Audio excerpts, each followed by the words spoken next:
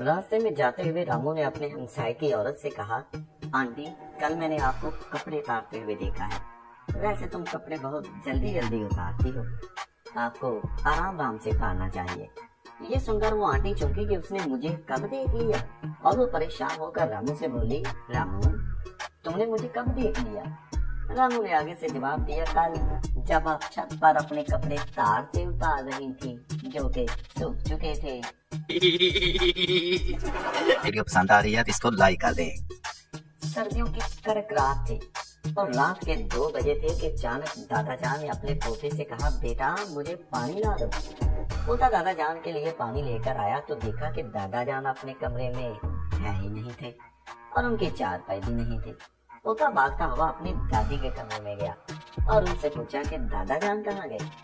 दादी जान ने कहा कि तेरा दिमाग तो खराब नहीं, वो तो तेरी पैदाइश से पहले ही फोत हो चुके हैं। फिर पोता ने पानी खुद पी लिया और अपनी दादी जान के पास बैठा उनसे कुछ कहानियां सुनता रहा।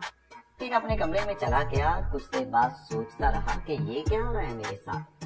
फिर आस्ता आस्ता नींद आने लगी और वो सो गया। सुबह जब उठा तो नानी जान ने पूछा कि रात को किसके साथ बातें कर रहे थे।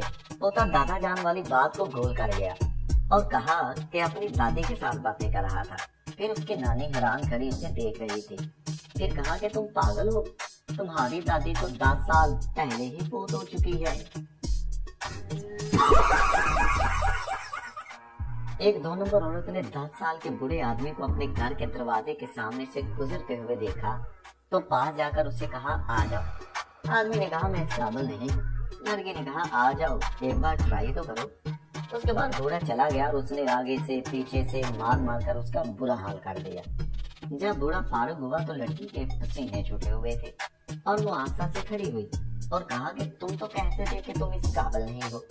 बूढ़े ने जवाब दिया, ठीक ही कहा था, मैं पैसे देने के काबिल नहीं हूँ।